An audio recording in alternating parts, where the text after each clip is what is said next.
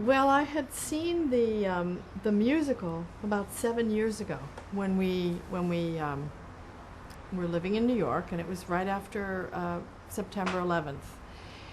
We and everybody was feeling kind of low, and I thought, what am I going to do for my daughter's birthday? I took a bunch of 10-year-olds to see Mamma Mia, which had just opened, and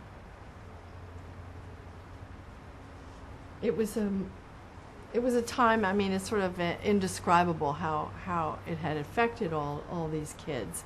But we walked out of the musical, and we were just sort of dancing down the street. I remember we stopped and bought the soundtrack, and all the kids went home and they started dancing to it, and it was like a tonic. It was like something that made us come alive again.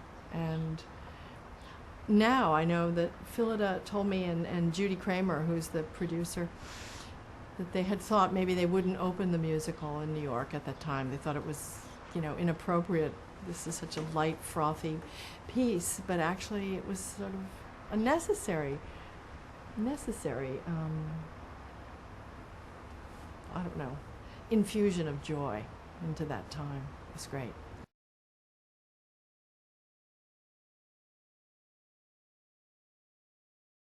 Well, I played Donna, who is a single mom who was in her heyday, sort of had a B, I would say, or C-level lounge act with two other women, and that traveled around Europe, and she got pregnant. She lived a kind of a wild life, and then had to get serious, and she had to make some money.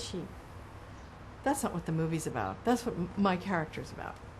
But so she inherited, she took care of an old lady who left her a ramshackle old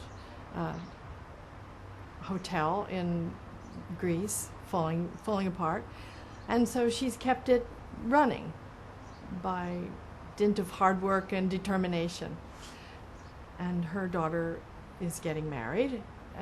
Her daughter's very young, and she has feelings that she's maybe too young to get married, but she supports her, and the daughter introduces a skew element into the wedding plans, and that's the plot.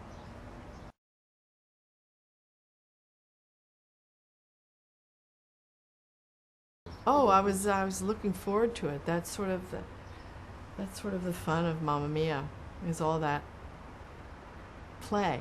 It's just play. And I don't get asked to do stuff like that ever. So it was like a little a bonus of the piece, is just to be a kid in a way, have just fun.